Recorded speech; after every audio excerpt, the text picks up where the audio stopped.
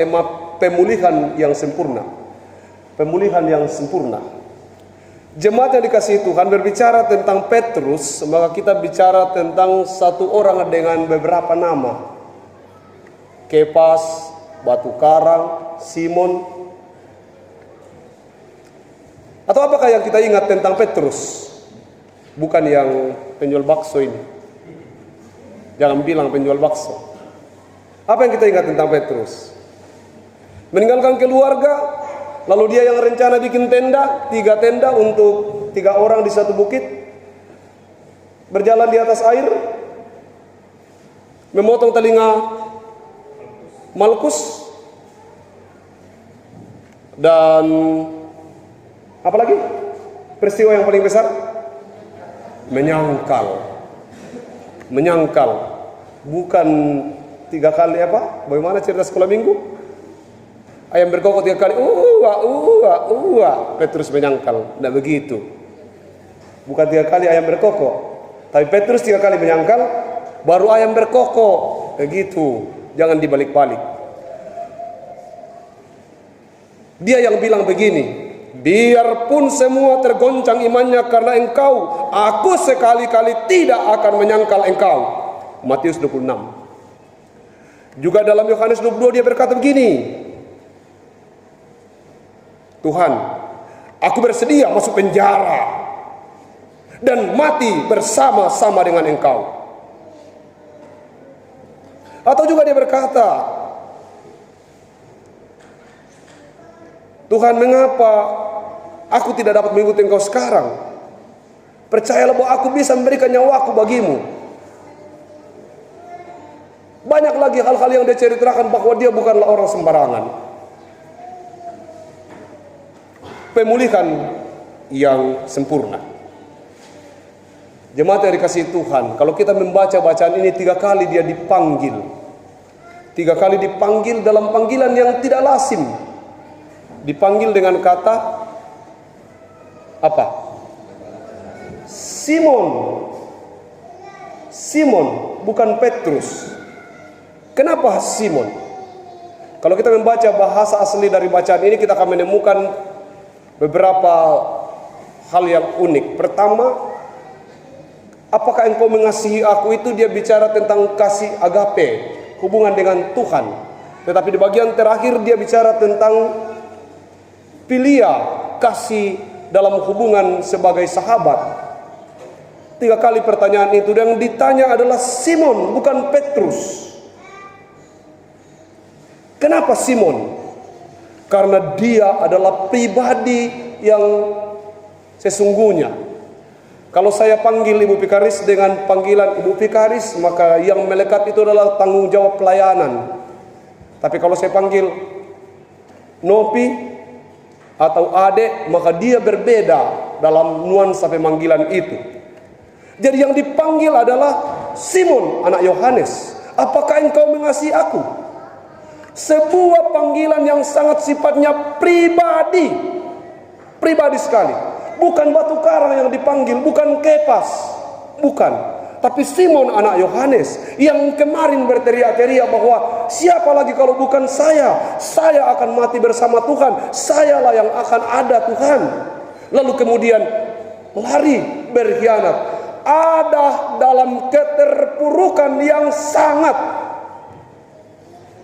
Bisa dibayangkan bagaimana ketika orang berkata aku akan setia, lalu kemudian dalam perjalanan tidak setia. Dia yang kemarin memotong telinga Malkus dengan menunjukkan bahwa siapa yang paling berani di antara semua, saya. Maka Tuhan mendekatinya dalam sebuah rencana bahwa perlu dipulihkan. Yang mau dipulihkan bukanlah tanggung jawab umum sebagai seorang Kepas atau sebagai seorang Batu Karang, tapi yang mau dipulihkan adalah pribadi Simon itu. Hubungan kita dengan Tuhan itu bukan hubungan pendeta pasma, tapi hubungan pribadi dengan Tuhan. Makanya kalau di kampus itu orang-orang dekat dengan saya panggil saya Cim, Kak Cim. Cim, kalau orang tua panggil Cim. Itu hendak menunjukkan bahwa itu hubungan itu tidak ada di antara kita. Hubungan itu hanya berlaku dalam hubungan saya dengan beberapa sahabat dan teman ketika saya masih muda dan masih kuliah. Lepas dari situ tidak ada lagi orang yang bisa memanggil dengan nama itu. Kemudian kalau ada orang di rumah datang dan katakan, ada Papa Elsi. Saya sudah tahu bahwa yang dijumpai itu adalah Papa Elsi. Tapi kalau dia ada Pak Pendeta, tak boleh keluar dari kamar kalau yang cari Pak Pendeta baru tidak siap. Harus ganti baju dulu, tapi kalau dia bilang ada Papa Elsi, biar pakai celana pendek, keluar saja. Karena itu teman. Dalam relasi dia datang dalam hubungan yang akrab. Pemulihan. Nah, kita akan bicara tentang pemulihan. Yang dipulihkan di Petrus itu adalah Simonnya yang dipulihkan. Kepas dan batu karang itu tidak, dia tetap ada pada dirinya. Tapi dia mendekati dan berkata, Simon, anak Yohanes, apakah engkau mengasihi aku? Mengapa? Dia datang ingin menjumpai Simon anak Yohanes dan memulihkan pribadinya. Pribadi yang sedang bergumul, pribadi yang sedang sadar bahwa anda lari nak kau. Itu yang sedang dijumpai. Dan apa yang terjadi? Dia kemudian berubah. Pada proses pemulihan itu dia menjadi berbeda. Bahkan digambarkan bahwa kalau kita membaca sejarah Alkitab, dia mati dengan cara disalib terbalik. Dia menyatakan bahwa saya tidak pantas mati seperti Tuhan, saya layaknya mati seperti lebih dari itu. Jemaat yang dikasihi Tuhan, dipulihkan yang sempurna. Pulih itu seperti orang sakit. Hari-hari ini banyak yang sakit. Ada yang karena bisul, seperti saya ini bisul, sakit. Lalu kemudian orang berkata itu karena telur. Sehingga tadi malam waktu kebaktian rumah tangga, orang dikasih mie, saya tidak dikasih telur. Saya tahu bahwa ini proses, bahwa jangan dikasih supaya bisulnya tidak bertambah. Tapi apakah yang kemudian disebut dengan pulih itu? Ya, pulih itu adalah bahwa sesudah bisul ini sembuh, saya tidak takut sama telur. Saya akan tetap makan telur. Karena tentu pemahaman saya bahwa saya kemudian bisul bukan karena telur, tapi karena kebetulan bahwa itu menjadi bagian yang mungkin memang banyak saya makan. Itu pulih kalau saya kemudian ternyata bahwa ke depan tidak takut dengan telur.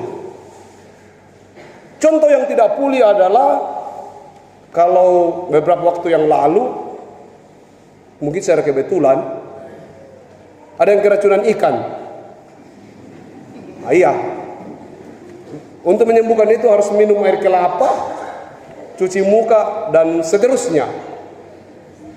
Sesudah itu sembuh.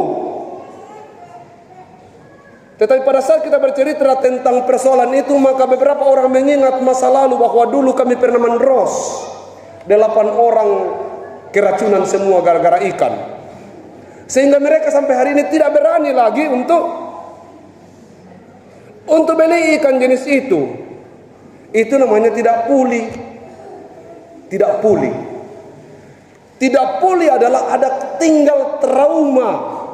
Trauma yang melekat pada diri kita sehingga ada apa-apa sehubungan dengan sesuatu itu kita akan segera menyerah.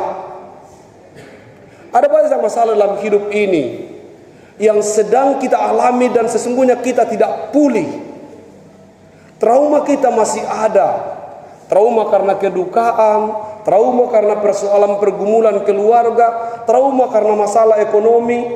Banyak orang baru dengar berita sudah koma katanya, dia sudah tidak bisa tidur karena ada trauma yang mendahului peristiwa-peristiwa itu dalam hidupnya. Ketika berbicara tentang ibu A bertengkar dengan suaminya, dia segera tidak bisa tidur lagi memikirkan itu. Kenapa? Karena dia memiliki trauma yang sama dengan yang dialami dalam kehidupan mereka. Ada banyak terjadi pembunuhan dan aksi bunuh diri di sekitar kita sekarang. Itu karena tidak pulih. Tidak pulih. Selalu ada rasa menyesal yang dialami dalam hidupnya. Selalu ada rasa bahwa seandainya mungkin saya tidak tinggalkan papa, mungkin dia belum mati. Seandainya waktu itu saya tidak lakukan tindakan ini, mungkin keluarga kami akan begini.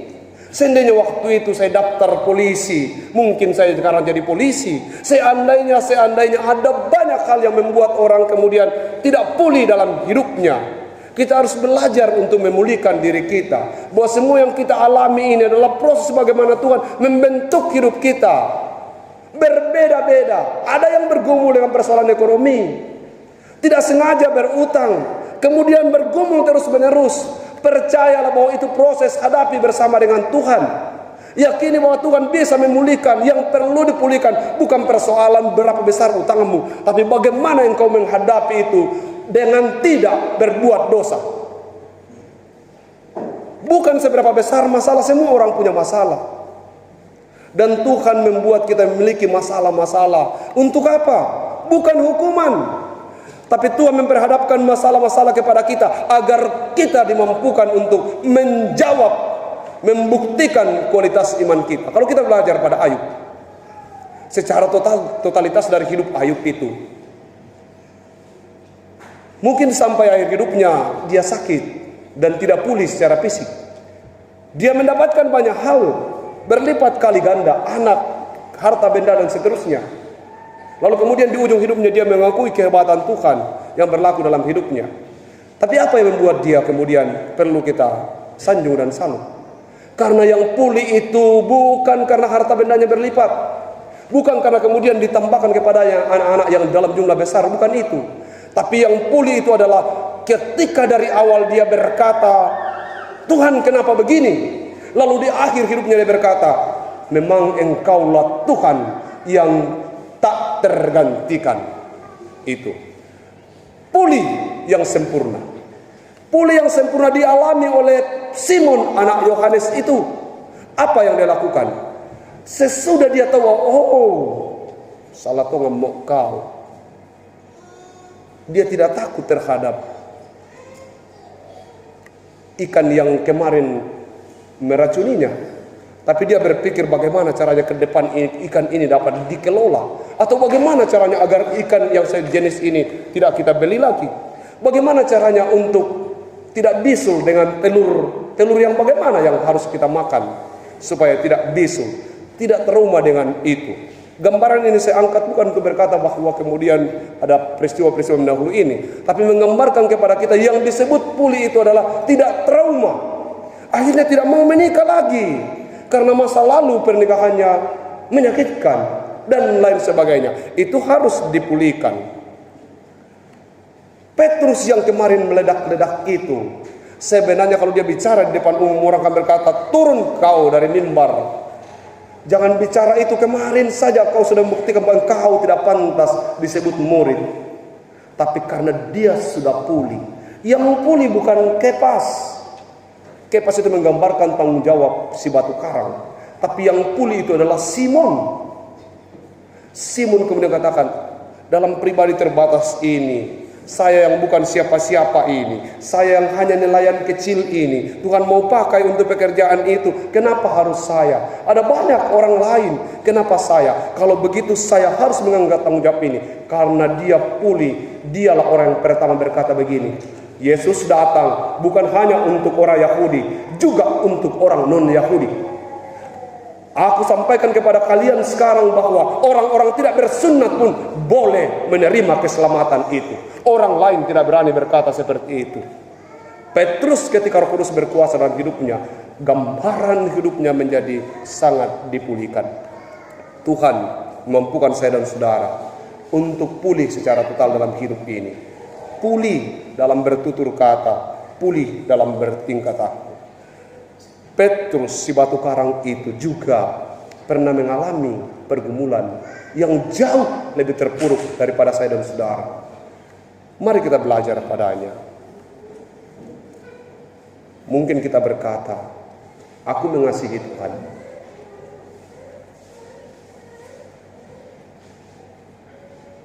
Tapi kalau pendeta Pasma yang mengasihi Tuhan, pantaslah dia mengasihinya, karena dia pendeta. Tapi aku harus berkata, pribadi Cimma ini, pribadi Pasma ini, yang mengasihi Tuhan, Sehingga tanpa label pendeta sekalipun, harusnya aku tetap mengasihi Tuhan. Semua kita harus berkata yang sama, bahwa pribadi kita inilah yang harus dipulihkan. Bukan karena saya seorang pegawai, sehingga saya harus bekerja sangat baik. Tidak, karena saya adalah pribadi yang dipegawaikan oleh Tuhan, sehingga saya harus melakukan tanggung jawab pekerjaan itu dengan baik. Bukan label apa yang melekat pada diri kita, tapi pribadi kitalah yang dipanggil Tuhan untuk dipulihkan. Dan kalau pribadi ini dipulihkan, maka seluruh hal yang kita kerjakan itu pasti kita kerjakan dengan sukacita. Selamat menikmati pemulihan dari Tuhan. Apakah engkau mengasihi Tuhan? 3 kali pertanyaan yang sama datang kepada saudara, dan dia menyebut namamu pribadi, bukan nama alias, pam, atau gelarmu, tapi sungguh-sungguh memanggil namamu secara pribadi. Dia mau bahwa engkau dipulihkan, dia mau engkau memberi hidupmu untuk melayaninya, dan dia mau engkau membuktikan bahwa hubunganmu dengan Tuhan itu adalah hubungan pribadi, sehingga sekalipun khotbah orang lain salah, sekalipun orang lain melakukan pekerjaan-pekerjaan yang tidak pantas menurutmu, dalam kapasitasnya sebagai pejabat gereja, dalam kapasitasnya sebagai ayah ibu, atau dalam kapasitasnya sebagai pengurus gerejawi, atau siapapun dia, tidak boleh merusak hubunganmu dengan Tuhan. Sebab Simon anak Yohanes itu yang dijumpainya. Amin.